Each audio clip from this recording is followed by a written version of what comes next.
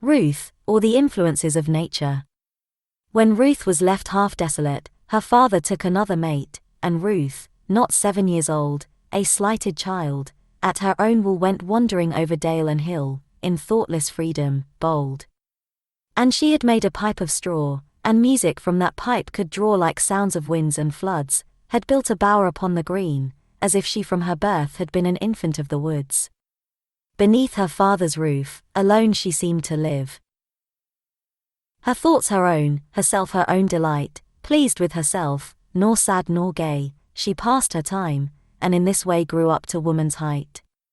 There came a youth from Georgia's shore, a military casque he wore with splendid feathers dressed, he brought them from the Cherokees, the feathers nodded in the breeze and made a gallant crest. From Indian blood you deem him sprung, but no. He spake the English tongue and bore a soldier's name, and, when America was free from battle and from jeopardy, he across the ocean came. With hues of genius on his cheek, in finest tones the youth could speak. While he was yet a boy the moon, the glory of the sun, and streams that murmur as they run, had been his dearest joy. He was a lovely youth. I guess the panther in the wilderness was not so fair as he, and when he chose to sport and play, no dolphin ever was so gay upon the tropic sea. Among the Indians he had fought, and with him many tales he brought of pleasure and of fear, such tales as, told to any maid by such a youth, in the green shade, were perilous to hear. He told of girls, a happy rout, who quit their fold with dance and shout, their pleasant Indian town, to gather strawberries all day long returning with a choral song when daylight is gone down. He spake of plants that hourly change their blossoms, through a boundless range of intermingling hues, with budding, fading, faded flowers, they stand the wonder of the bowers from morn to evening dews. He told of the magnolia, spread high as a cloud, high overhead. The cypress and her spire, of flowers that with one scarlet gleam cover 100 leagues, and seem to set the hills on fire. The youth of green savannas spake, and many an endless lake with all its fairy crowds of islands, that together lie as quietly as spots of sky among the evening clouds.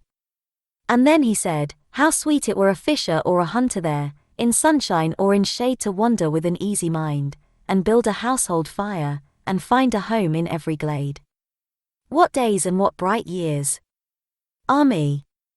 Our life were life indeed, with thee so passed in quiet bliss, and all the while, said he, to know that we were in a world of woe, on such an earth as this.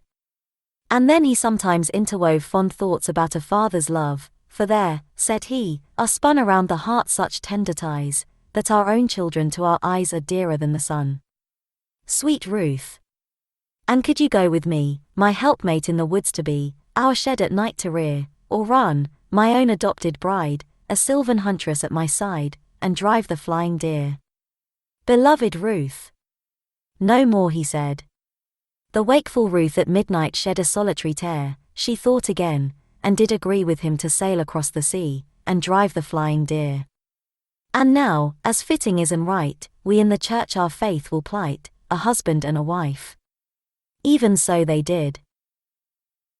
And I may say that to sweet Ruth that happy day was more than human life. Through dream and vision did she sink, delighted all the while to think that, on those lonesome floods and green savannas, she should share his board with lawful joy, and bear his name in the wild woods. But, as you have before been told, this stripling, sportive, gay, and bold, and with his dancing crest so beautiful, through savage lands had roamed about, with vagrant bands of Indians in the west. The wind, the tempest roaring high, the tumult of a tropic sky might well be dangerous food for him, a youth to whom was given so much of earth, so much of heaven, and such impetuous blood. Whatever in those climes he found irregular in sight or sound did to his mind impart a kindred impulse, seemed allied to his own powers, and justified the workings of his heart.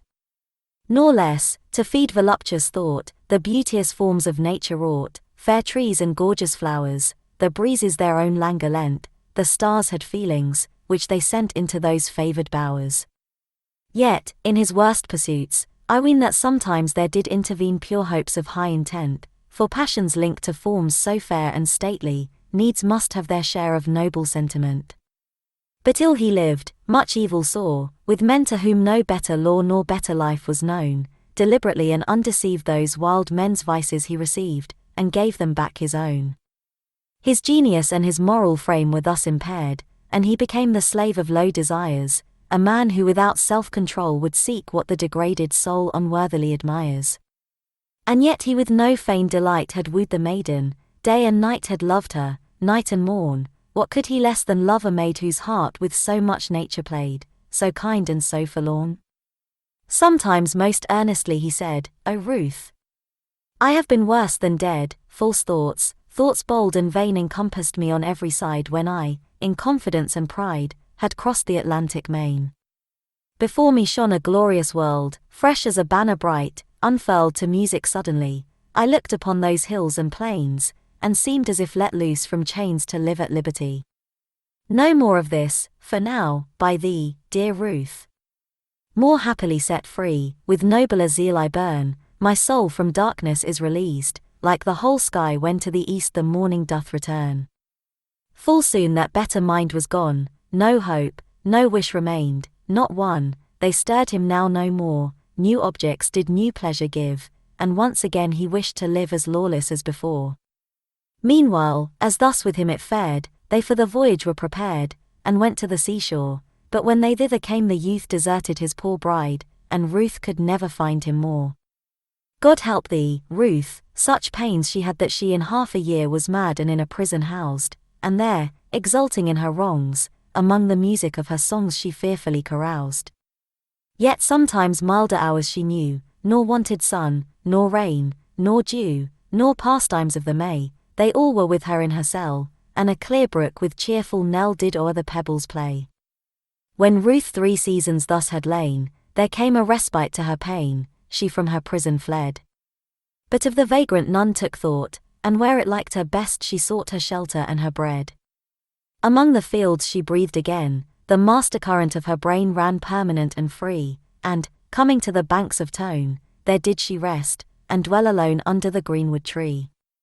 The engines of her pain, the tools that shaped her sorrow, rocks and pools, and airs that gently stir the vernal leaves, she loved them still, nor ever taxed them with the ill which had been done to her.